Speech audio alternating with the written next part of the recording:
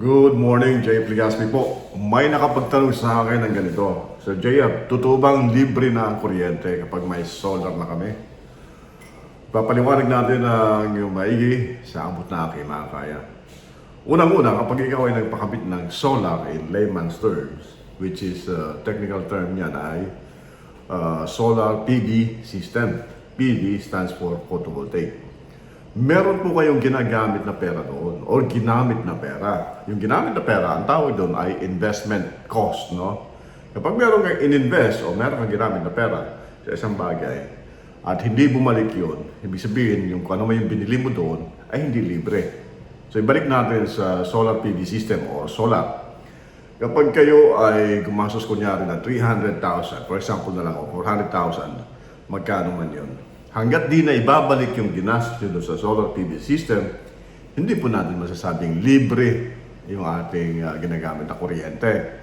So, ang typical ROI, ito tayo sa ROI, no? Maraming hindi naniniwala rito. Pero ang typical ROI sa Pilipinas, dahil ang ating tariff, pag sinabing tariff, yung ating kilowatt hour rate, no? Rate per kilowatt hour ng ating electrical dito, consumption. So, yun ang tariff. Let's say, sa ibang lugar 10, sa ibang lugar 12, sa ibang lugar mas mataas pa. So kung ano yung na-produce ng iyong system, PV system, katumbas nun per kilowatt hour is 12. Hanggang di mo na kukuha yung investment cost, hindi mo masasabing libre ang kuryente na ginagamit mo. Kasi gumamit ka ng pera eh.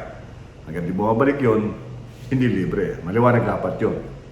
Sa mga installer, dapat paliwanag ito sa inyong kliyente. Sa mga DIY naman, dapat maliwanag ito sa inyo. Okay? Ang typical ROI sa Pilipinas ay nasa pagitan ng 3 to 5 years, no? 3 years or 5 years. So kapag mas matagal pa dyan, dalawa lang ang magiging dahilan. Either yung system ay oversize ang pagka-design or overprice ang installer kung maningil. Dalawa lang po yan, ano? Totoong ang araw ay libre at sumisikat ito para sa lahat.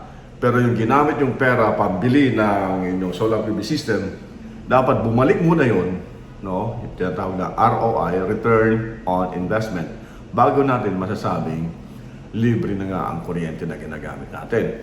So huwag ka agad maniwala sa sinasabi ng mga installer na baguhan na libre ang iyong kuryente once nagpakabit ka ng solar.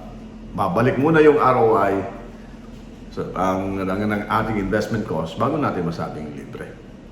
Magandang araw po sa inyong lahat. Jay Pligaspi po. Saludo.